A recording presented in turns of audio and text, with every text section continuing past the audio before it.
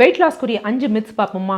Number 1 என்ன அப்படின்னு பார்த்தீங்கன்னா, சாப்பிடாம பட்னி கிடக்கிறது. ஸோ இதனால் என்ன ஆகும், அனிமிக்காகவும் ரத்தச்சோகையாகவும் சத்து குறைபாடு தான் ஏற்படும். அடுத்து நம்பர் 2, ரொம்ப நம்ம வெறும் தண்ணீராக குடிக்கிறது, இல்லை வெறும் நீர் காய்கறியாக சாப்பிட்றது. ஸோ அப்படி சாப்பிட்றதுனால என்ன ஆகும் அப்படின்னா, நம்ம உடம்பு டீஹைட்ரேஷன் ஆகும். நம்ம உடம்புல இருக்கக்கூடிய எலக்ட்ரோலைட்ஸ் இருக்குது பார்த்தீங்களா, சோடியம், பொட்டாசியம், குளோரின், பைகார்பனேட்ஸ், இதெல்லாம் தாறுமாறாக தப்பாக போகும்.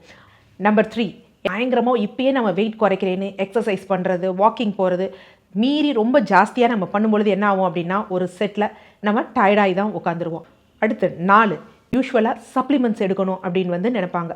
ஸோ சப்ளிமெண்ட்ஸ் எடுங்க, அதனால ஒன்றும் பிரச்சனை கிடையாது, வெயிட் குறையும்.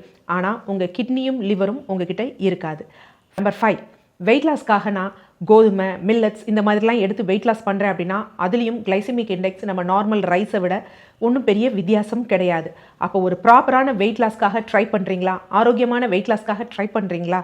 ஸோ நான் அதற்கான வழிகள் கூறுறேன், பாருங்கள்.